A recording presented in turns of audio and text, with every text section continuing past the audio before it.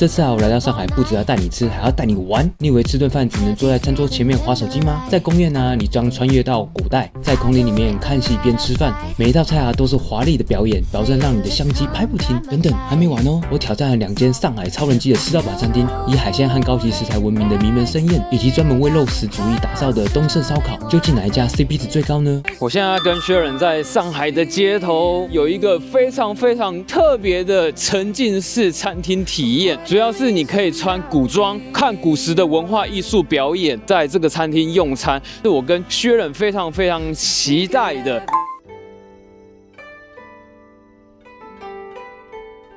它这个宫宴在千年的静安寺旁边而已。这个宫廷宴也包含了宴、食、礼、乐等4种元素的艺术雅趣。透过这样子的帝王宴，穿越3000年，沉浸式的宫廷飨宴是现在上海非常热门的沉浸式体验。我们先卖个关子，那大家先看一下我们整套流程，最后再告诉你这一套飨宴是多少钱，你们猜猜看值不值得呢？宫廷的外观像一个小宅子，但是竟然有专人带位，而且非常的有 feel。迎接多日吉祥，这边请。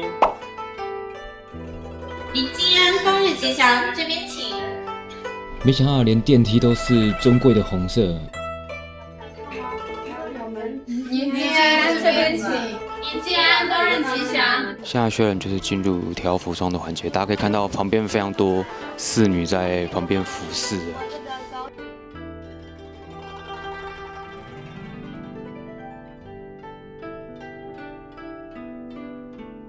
9点10点就先进来换装，左边已经有非常多的食客已经先来换装了。这边换装时间也需要大概半小时到1个小时的时间左右，所以这边请大家先进来换装。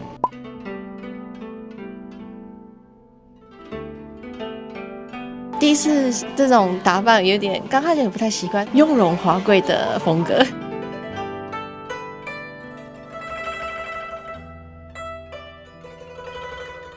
还没有上正式的主食，它中间就会开始有一些奉茶、做纸巾的擦拭，或是有熏香去熏手。我觉得那个仪式感做得还蛮到位的。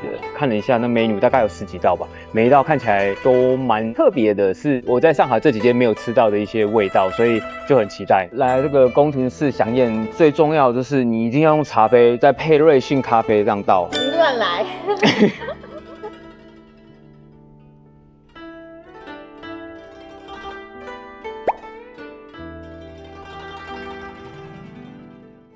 不管说是男生或女生或是小朋友都可以来这边换装，它这边是有暖气的，像我冬天来就不会到太冷。它的衣服有分宋朝、唐朝，我这个穿的就是唐朝的衣服，那里面是没有内里的，所以冬天的话里面就没有办法穿衣服。给大家一个穿衣服的小建议，因为像大唐的服装的话，里面是不能再穿内里的，所以上半身会比较凉一点，但是室内有一点点的暖气，所以还不会到太冷。但如果说你真的很怕冷的话，我会建议你下半身你可以穿保暖裤因为它裙子很长，是看不到你里面穿的衣服的，所以你就建议你里面穿一个保暖的裤袜，或者说你就是穿半截的可以保暖的护住这边。场景主要是在室内，然后其实室内是顶光灯比较多一点。想要在这边拍美照的话，像我看到他们有另外请专业的摄影师，然后就有带打光的在帮你摄影的话会比较漂亮。但是因为这边顶光以及室内的话它会比较昏暗，所以我觉得拍照起来效果没有办法到很好，而且只有门口那个屏风的地方可以拍照。那因为现在是冬天，其实它楼上1楼外面户外它有个庭院也非常的漂亮，但是因为今天冬天真的太冷，我没有办法去外面拍，而且你看我里面是没有发热衣的，至少在室内拍。但如果说不是冬天的话，就可以去楼上外面拍，会还蛮漂亮的。如果说你不想要换装也没有关系，因为像我这边做的 VIP 席也有很多人他是没有换装，就是单纯来体验这种沉浸式体验用膳的话也是 OK 的，所以你也不用担心说我来这边是不是一定要换装，你来这边单纯体验也是可以的。我是自己化妆啦，头发跟衣服的话就是再加100块人民币。然后我在预定这边的时候，因为其实它很热门，好像是1周前会开放定位，那有分 VIP 座跟后面的座位。那 VIP 最前面第1排位置是比价格比较贵，其实也非常的抢手，不管是前面还是后面的，都建议你要提早去他们小程序上面定位，才可以订得到你想要坐到的位置。以座位来说的话，像我对面那边是南区，然后这边是北区，但是它中间有几个柱子啊，有没有看到柱子？它是有可能会挡到视线的，所以你在选位置的时候要尽量避免在柱子的后方。有时候在陆剧啊，我们常常会看到这个酒爵，前面呢叫做流，后面叫做尾。它这个酒爵下面呢有3个支柱，代表加官进爵。古时在喝酒的时候，其实是用短的这边喝，这样会比较好喝吗？啊，比较做作一点而已。我们吃的是午膳，宴席的名称为宴享失礼。这个词是指的是中国古代宫廷的宴会礼仪，非正式欢乐性质的宴饮活动。接下来让我们恭请雪伦妃子为大家介绍今日宴席上的珍馐佳肴。就是在开演前，他会先有一些小菜放在你前面，先3样小菜让你先吃，然后还有一个甜点。哇，它这个碗很重很沉呢。还有一颗小苹果。前菜好像都是比较酸一点的东西，其实还蛮好吃的。糕点很精致是很像高级甜点店会出现的小糕点。另外一个，我猜这个可能是芝麻的吧？哇，这里好好吃中间是有芝麻慕斯，整个都很浓郁，而且2个都是那种入口即化的糕点的口感。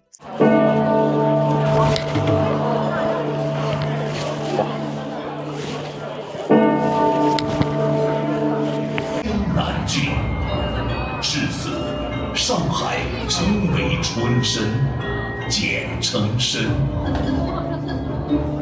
春申君，记矣。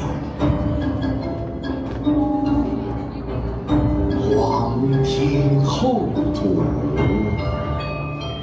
真的超有沉浸式体验，因为它刚开始前面要上菜前，它还有一个故事，告诉你豆腐的由来，然后再上今天的第1道菜是金华豆腐汤，超有沉浸式的感觉。而且刚刚我没有想到，因为中间它其实原本一刚开始它的盘子是红色的，但是后来它换到白色的盘子，我想说，到底为什么要换成白色的盘子？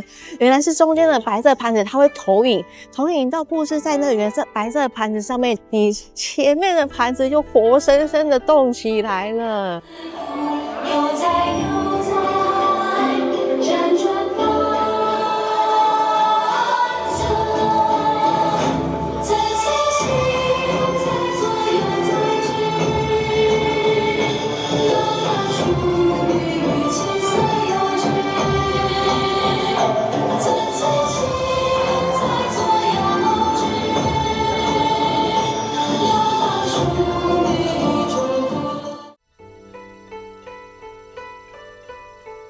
第2道是黑松露虾球，其实刚刚第1个金华豆腐汤我觉得很好喝它是一点比较偏奶香的味道，汤有炖出那个火腿的香味。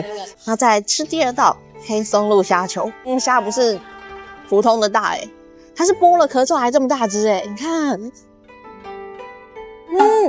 好弹口哦，虾子的肉超鲜嫩，而且非常的紧实弹牙。虾球最下面有一块，这个是芋头，我觉得它是炖的刚刚好，不会到太软或是太硬，所以你就吃起来想说，这是芋头吗？竟然没有芋头的那种硬硬的纤维感，我觉得它已经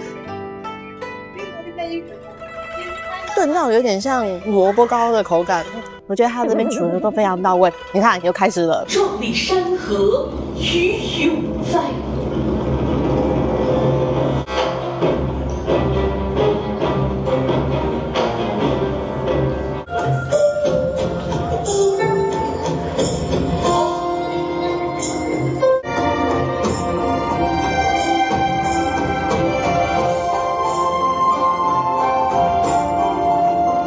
再来这道是宫廷烩花椒，月冷眉，碧纱山子抹眉妆，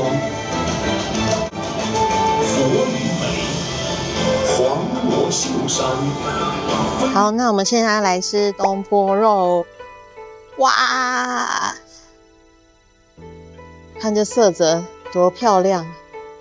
这东坡肉的味道非常的下饭，跟我们台湾卤酱汁的那种东坡肉的味道有一点点不一样，它多了一点甜咸的味道。虽然它的东坡肉有放了一点梅干菜，但是它的梅干菜的味道很淡，几乎吃不出梅干菜的咸香味道，所以主要是东坡肉的咸甜香味。这是一道融合了海鲜的鲜甜、酸萝卜的清爽以及豆面的饱足感的创意佳肴，味道算丰富，口感独特。现在上的是鸡汤阳春面，然后在上鸡汤阳春面之前，表演就已经结束了，所以现在我们可以好好的来吃饭，真的就是我们在台湾吃到的那个阳春面的味道。但是如果说有吃香菜的人，你记得一定要跟他说，你吃的东西里面不要有香菜。甜点上了桂花蜂蜜酸奶，其实这道桂花蜂蜜酸奶其实就是优格啦。但我觉得这道就一般般。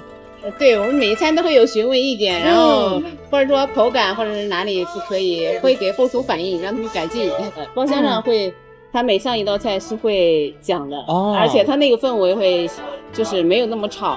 大厅的话，就是主要就是氛围热闹一点，就是这样。小程序上面也是可以订包厢的吗？可以的。我对其中几趴比较印象深刻，第一个就是《笑傲江湖》，因为现场有古筝、竹笛一些乐器合奏了《明月几时有》，因为本身自己就是金庸迷吧，所以听到的时候我眼泪快要掉下来了。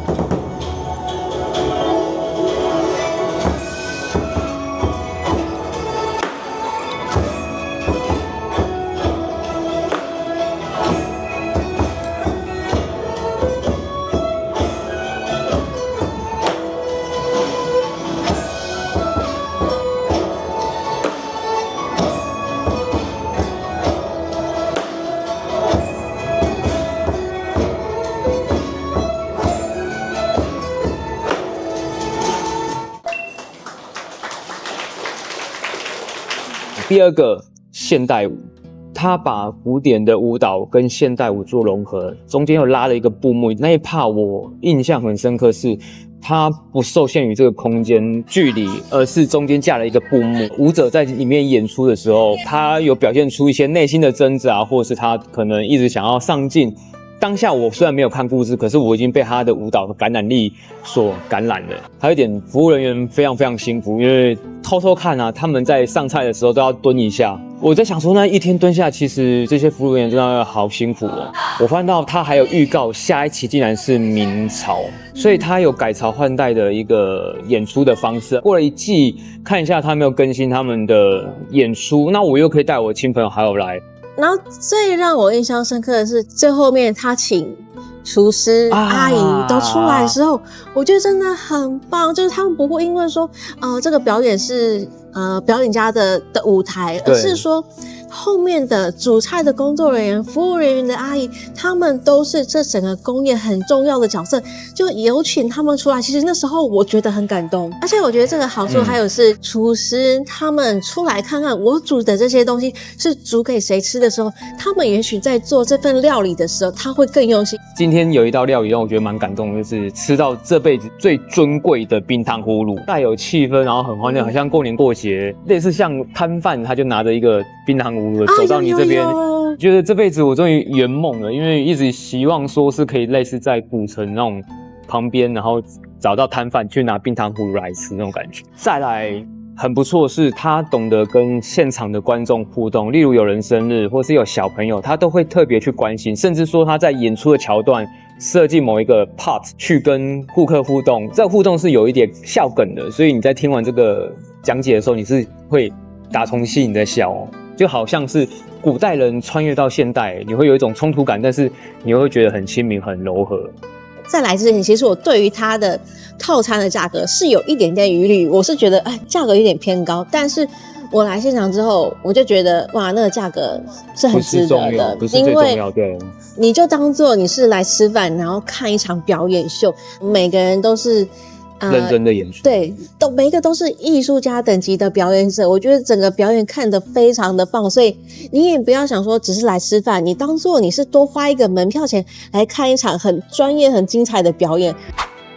最后一道料理是非常典雅、朴素，而且大家可能会有一点疑惑的阳春面，很多人没吃完，但是我默默把它吃完了。为什么？我不知道大家还记不记得小当家有一幕是皇上吃了很多油腻的山珍海味，可是唯独只有一个料理是皇上醒思觉醒之后把它吃完的，就是粥。但是这个阳春面会有让我有一个感触，就是返璞归真。当你吃了很多咸香辣，唯独你在吃回到阳春面的时候，你才会真正的把味觉重新整理翻。所以我不觉得最后阳春面是一个很平白无故或是很 cheap 的这样的一个料理，反而是我在享受完整个餐点之后，这个很朴素、很回归原始的味觉的 ending， 让我觉得才是完美的。那大家觉得这样子的体验有符合这个价位吗？像我坐在 VIP 的位置的话，一个人台币是2200，只要是非第一排 VIP 的位置的话，它的一个人价格是1800。那如果说像我的基本套装，就是头发再加一套汉服的话，没有包含化妆、饲料，加大概台币450块。我们要去吃上海一线城市的吃到饱餐厅是什么样体验？在台湾非常喜欢吃到饱，我跟薛远今天非常的好奇。上海毕竟曾经是英法租界的地方，也很多的文化交融。你在这个一线城市能吃到什么样的吃到饱体验？所以我们今天选了2家，一间是东盛烧烤自助吃到饱，另外一间是名门。东盛的部分价位在200人民币以下，名门的部分在200人民币以上。所以我们今天选了低价跟高价的吃到饱餐厅。我们到了东盛烧烤自助餐，因为我们是平日来，这间店比较特别，它10点半就开了，但因为它不能线上预约，所以你可以透过美团或是现场购票进去，就可以直接入座了。我们今天运气很好，平日来的时候发现到没有什么人在排队。听说它的烧烤就是现切羊牛肉，以及它的海鲜像是三文鱼啊、现烤鳗鱼、蛋挞，或是有榴莲千层派，那我们就拭目以待咯。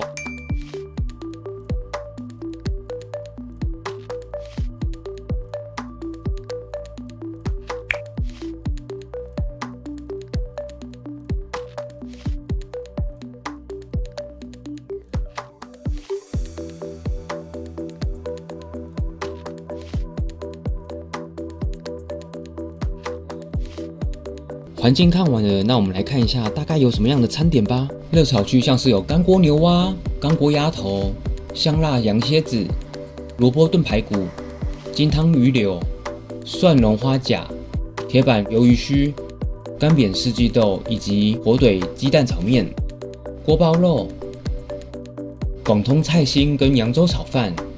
不想吃加工食品的，这边也有原型食材区，像是玉米、紫薯。烧麦区的部分啊，像是卡通包的造型就蛮可爱的，也有提供汤品区、海鲜蒸蛋、剁椒鲑鱼腩、养盐木瓜。来烧烤餐厅，肉品是重中之重。我们夫妻啊，觉得这间的肉品算新鲜，种类啊也算多。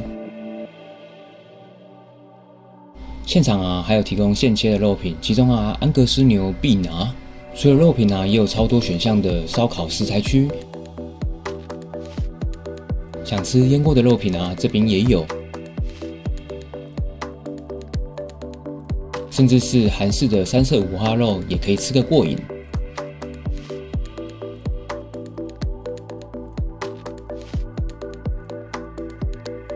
想吃菜包肉的啊，这边也有。还可以加上各种的提味佐料，让味觉上啊更多一些层次。海鲜类的部分啊，蛮推荐黑虎虾的，因为它个头比红虾跟白虾更大只，肉质更厚实 Q 弹。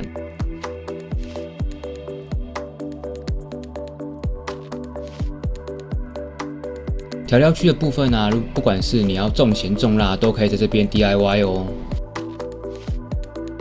这边啊也有生食区，像是蟹柳、素鲍鱼、鲑鱼。经过啊独门的卤汁长时间熬煮，香气浓郁，是开胃解馋的好选择。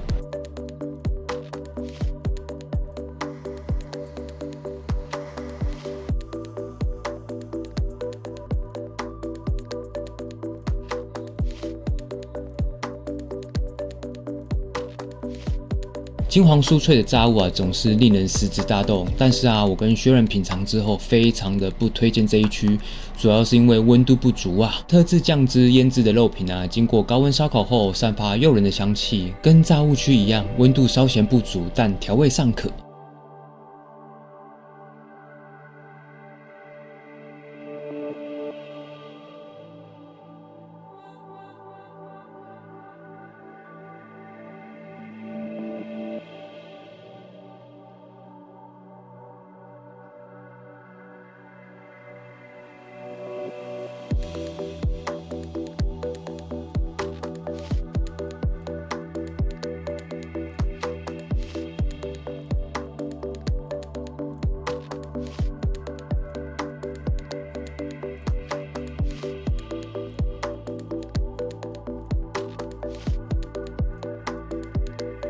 这杯奶茶很特别，是它除了奶茶你可以选你想要的味道之外，旁边居然还可以加料仙草、红豆，这也有珍珠耶！我要喝波士奶茶。我看网络上推荐波士奶茶，奶味适中，也不会过甜。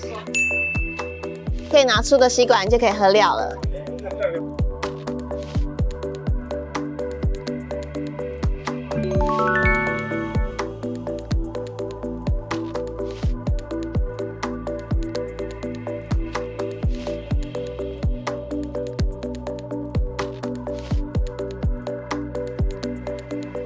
第一次来到这边吃，惊为天人，觉得东西实在太多了，多到我已经思考已经麻痹了。它的摆盘或是它整个餐厅里面的氛围，以及服务人员非常的积极，在寻每一桌看你有没有需要收盘子的，或是需要服务的地方。我有点吓到，而且我不敢相信，因为我们这样一个人台币是555块。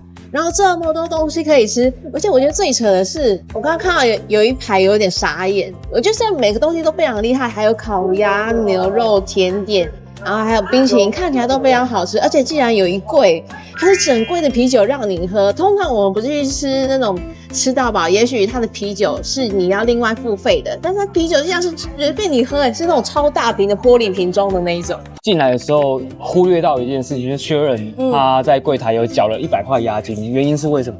对，因为他要避免你食材浪费，所以进来在结账的时候，他会先跟你收100块的押金，然后等到你确认你没有浪费食物之后，他才会退给你。浪费的标准是什么？好像超过200克，他就会认定你是浪费食材，他押金就不会退还给你。你先收到押金的时候，你就会开始有一些顾忌，说，我还是酌量吃好，不然真的这个钱可能会被扣掉。但有一些餐厅可能你会觉得它有模糊地带，可能你吃剩了一点点东西，因为你没有先缴押金，那个心态上不同。所以我觉得来到上海这个城市，让我学到方方面面的服务的流程，以及说你消费者应该怎么样好好的享受这间餐厅的食材。这个是让我有一点点学习到很棒的一点。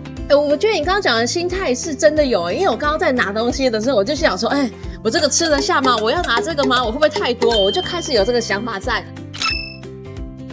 非常推荐他们的三文鱼，因为上面没有任何的冰渣，大家可以看上面没有任何冰渣，超好吃的，很新鲜。现切羊油肉，然后我今天吃的这一块是羊肉，大家可以看是羊肉，是有嚼劲的，肉质算是鲜甜，然后非常的 juicy。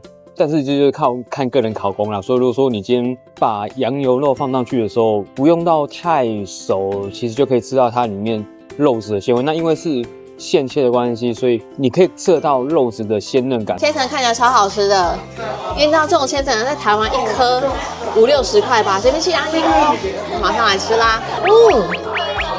千层是他们的红榜，就是非常非常推荐的。但是有温热吗？可惜就是你刚刚讲的没有到很热，但是它的皮还是保留着酥脆的口感。好吃的这个布丁是非常的液态，很像蛋液耶，就是它口感很妙，你知道，好像有点深深的，不像我们吃的布丁有点固态，但我觉得是还不错，蛮好吃的。坚果塔最重要的是什么？塔皮要香，坚果要够多。我觉得它这两个都有及格，都有做到，这个 OK。再来另外一个比较特别是榴莲千层，因为我看到它上面特别有写说它是看得见果肉的千层蛋糕，所以我就很好奇这个，因为很奇怪他们为什么这边又不是泰国，为什么他们的蛋糕那么喜欢用榴莲？我这边有闻到淡淡的榴莲香，哇，有点像那个榴莲冰淇淋，有点奶香的榴莲蛋糕，其实吃起来是香的，也还蛮好吃的。它这边最有名就是它的黑虎虾，当它虾是新鲜的剥虾的时候，它上面的壳跟皮是不会是粘死在一起的。虾很新鲜，好吃，鲜甜，这个给过。它有一个生菜区，你可以拿着生菜，加上一些佐料，看佐料这么多，像有泡菜、腌大蒜，还有红萝卜，然后加上安格斯牛肉包在一起吃，然后再加上他们韩式的特制的酱，哦，超过了，太不饿了。一般我们吃熟食，有的熟食不是它最主要的主角，所以它在料理调味上、用料上一定不会这么精致。但是没有想到，我来中式吃到饱餐厅吃西式的披萨，里面的蘑菇放超多。我预设可能都是面包感、面皮感，但是没想到吃下去全部都是蘑菇，很 crazy 耶！这个光这披萨到底用了多少蘑菇在里面？夸张！好，有钱没钱回家过年。是唱里面的歌，对，有钱没钱都要回家过年。几个优点想跟大家分享，这间囊括了世界各国的菜色，有些红榜菜色，例如像是黑虎虾、安格斯牛肉、榴莲千层蛋糕、蛋挞，我觉得都非常到位。但比较让我出乎意料是他们的副食，例如像披萨，刚刚吃到的时候，里面的内馅非常的饱满。餐厅里面的一些基础设施，例如像它的抽油烟机、一次性的塑胶手套、一次性的围兜兜，我觉得都准备的很到位。烤物跟炸物这两个真的都踩雷，因为烤物它的本身它的油脂就比较高嘛，然后它烤了之后就放在那边，那都已经凉掉了，然后再吃会觉得那个油感、油耗味很重，就觉得很不 OK。我觉得那个烤物就不要去拿，也不要浪费你的胃。每次吃炸物，我一定会吃一样东西，叫做炸薯条。对，这是我的基本款。炸薯条总不会炸得很难吃了吧？结果我一吃，出乎意料，怎么可以连薯条炸得那么难吃？薯条很难吃我第一次吃到那么难吃的薯条，因为它很干，然后里面的马铃薯又比较空心一点，就重点是很干。我觉得那个炸薯条真的很不 OK。因为我刚刚在那边我都是喝茶的系列，它有一个什么普洱加陈皮的茶，它旁边有写说比较可以帮助你消化，所以我喝了这个，我觉得这还不错。它还有一个是红枣的，就是很天然，或者说他们的普洱茶之类，就是在那边一壶，我觉得那个就还不错，很养生。冰淇淋我觉得没有很好吃，因为我吃了抹茶的味道不 OK， 那巧克力也不 OK， 然后其中一个比较好吃的口味，我觉得是基拉酸奶还不错，因为它旁边还有一些果干的配料，那旁边你也可以再去拿一些杏仁片撒在你的冰淇淋上面，但是整体来说，我觉得冰淇淋没有到很厉害。那因为我还想再讲一个，我很 care 汤的温度，不是有去拿那个猪肚汤给你喝吗？我一拿来就喝了，但是我发现它的温度是不够的，有点可惜。不然的话，我觉得那猪肚汤的调味是还蛮好的。熟食的部分比较是这样，但是因为现烤的那些肉，当然你就是新鲜现烤，那的热度一定是够的。这边的重点还是它的烤肉，以及说它烤肉的配菜，我觉得很棒，因为它的肉包菜的菜非常的大片又非常的新鲜，而且它菜的配料啊，一些什么腌黄瓜或是泡菜，其实都非常的到位，非常的好吃。讲到服务的部分嘛，因为虽然今天是平日的中午，可是他们的服务人员非常的充足，很勤劳来帮你看看你桌上有什么垃圾要收的，换网或者说你有什么样的需求，都可以很容易就找到他们的服务人员。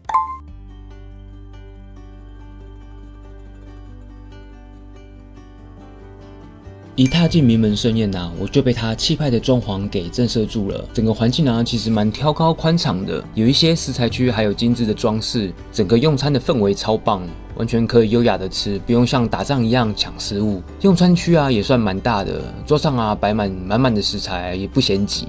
介绍完了整体环境你看我满桌夹了各式的海鲜、肉类、蔬菜，就让我来好好介绍各区吧。这边的刺身海鲜区阵容强大到让人眼花缭乱。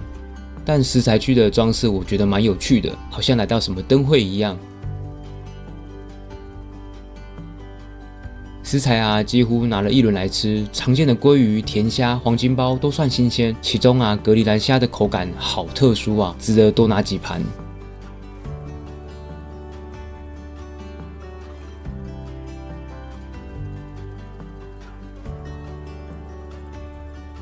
这家餐厅真的是海鲜控的天堂，从活跳跳的虾兵蟹将啊，到各式各样的贝类，全部啊都像刚从海里捞出来一样，新鲜到没话说。最贴心的是啊，他们竟然在每个海鲜旁边上都附上建议的烹煮时间，就怕你把这些顶级的食材煮成像橡皮筋或者是半生不熟，每个细节啊都看得出来他们对美味这件事多么讲究。而亲自去挑选活海鲜的过程啊，就像是在玩海鲜版的夹娃娃机，每次出手啊都让人心跳加速，充满期待，仿佛啊能把整个海洋的鲜甜都抓回家。这种结合了玩乐与美食的体验，真的是让人大呼过瘾。我觉得这边最厉害的是它的虾子跟螃蟹都是活的，所以等一下在煮火锅会非常的新鲜。但是因为我之前在泰国吃过嘛，就是以为说要有冰块去震晕，把它那个虾子、螃蟹先弄晕，但是看起来好像是没有，它是直接就捞到那个里面去。这边啊会提供小火锅，你可以尽情的拿这边的食材回到用餐区刷锅享受。有各式各样的食材啊，有一些食材像是鳄鱼肉，有一些鲍鱼，在台湾是很少吃得到的，在这边啊可以品尝少见的美味。觉得很不错的是，它的食材区啊都会很明确的告诉你有哪一些不能生食，一定要煮熟再来吃。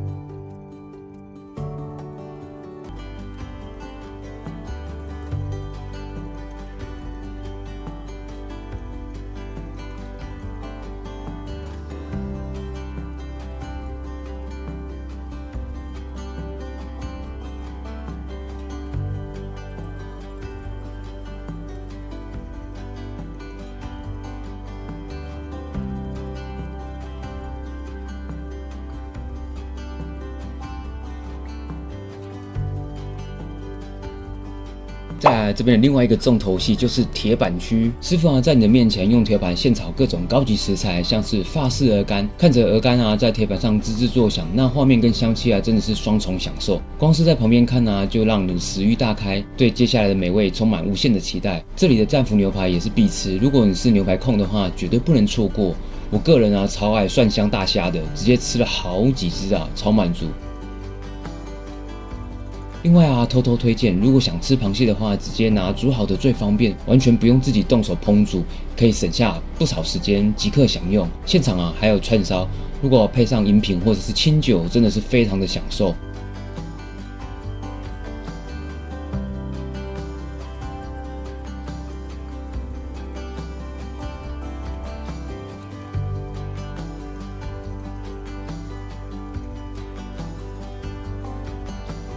如果啊想吃点不一样的，这边啊也有新鲜的潮汕牛肉火锅，师傅啊将牛肉一片片现切，每一盘啊都透出诱人的红色光泽。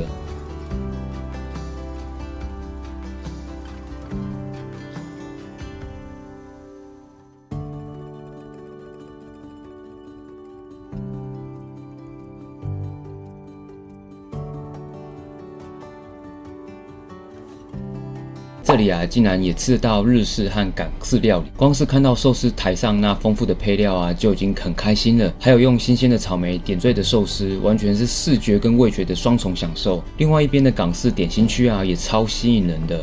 烧麦和包子的种类应有尽有，重点是啊，现场的蒸汽一直热腾腾的冒出来，确保着每一个点心啊送到我们手上都是暖乎乎的。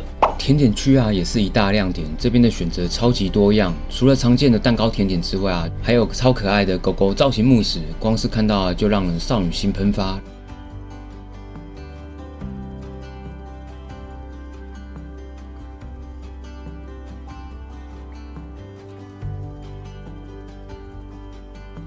这里的饮料区啊，真的很有诚意。如果呢你想来喝点酒的话，从茅台、清酒、美酒到啤酒都有。茅台还有提供小罐装的，超方便的。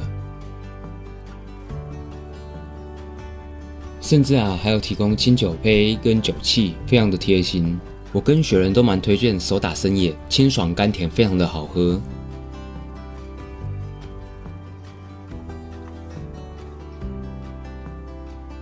生菜区啊，各式蔬菜任君吃到饱，有苦菊、皇帝菜、紫生菜，下方啊还有鸭血、鸭肠，也有菇类，像是猴头菇、白玉菇、蟹味菇。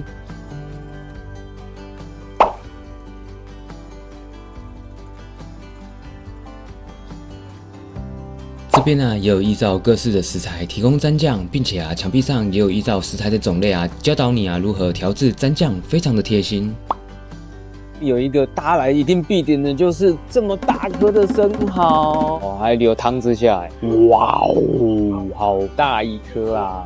最爽的就是要一口吞，标准生蚝应该有的味道，鲜度、嫩度都有，非常好。我们吃的太起劲了，酱汁喷的满脸都是。然后我们跟他借了围兜，这围兜还蛮有质感，竟然是黑金的这样。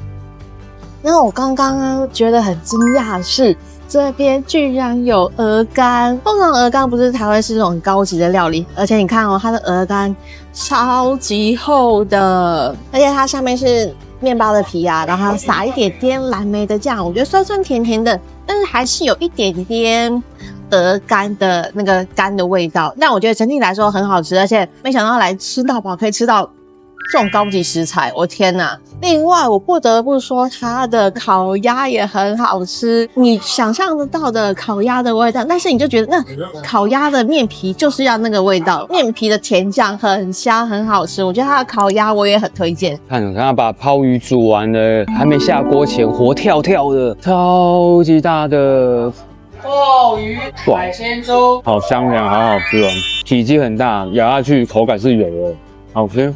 鲑鱼寿司上面也放了一颗超大的草莓，看起来好好吃哦。最近是冬天的关系，所以大家好像是盛产樱桃还有草莓的季节，所以要一口吃哦。这搭配意外的好吃我好喜欢这个组合。鲑鱼炙烧的油脂很丰富的，然后再配上上面草莓，有一点点微酸的口感，咸香酸甜，那个好吃。它饮料区有这个椰奶，在拿的时候发现很多人是拿这个椰奶来喝。因为它是写椰子汁植物蛋白饮料，所以可以补充蛋白质。然后我刚刚喝也还蛮好喝的，不会到很甜的椰奶。那甜点这个是里面是包芋头的，但是它很特别，是它外面呢，他们的酥皮是有超多这种千层的，细细一条一条的，我就可以想象得到它是超酥脆的口感。但是要看看它里面的芋泥好不好吃。有点像我们在台湾常吃的那种紫山药卷，然后它里面有一点点的麻糬，比较特别是它外面有一条一条像面线包起来的，所以它的口感非常的酥脆。但我觉得，外皮有一点点的油啦。格陵兰虾这是生食的吗？对。它这个肉质好奇妙，它肉质怎么是很扎实的，不是甜香那种 Q 弹 Q 弹的。喜欢吃虾子、螃蟹的人来这边一定会疯掉，因为它有各式各样不同品种的虾子。再来这个是炸鲜奶卷，他们这边甜点弄得很港式所以都是那种炸的然后把甜点都放在里面。它很厉害，就是它酥脆的口感，还行，很难取舍，因为你要外皮酥脆，它本身就会有一点点偏油，那里面就炸鲜奶那种果冻的感觉，你就当作是一个咸食炸物的小甜点。看出来是什么吗？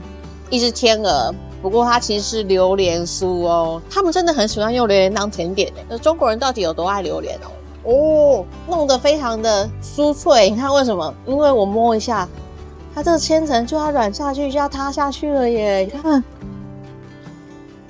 代表它非常的酥脆。你看这个皮，然后我已经闻到榴莲的味道了。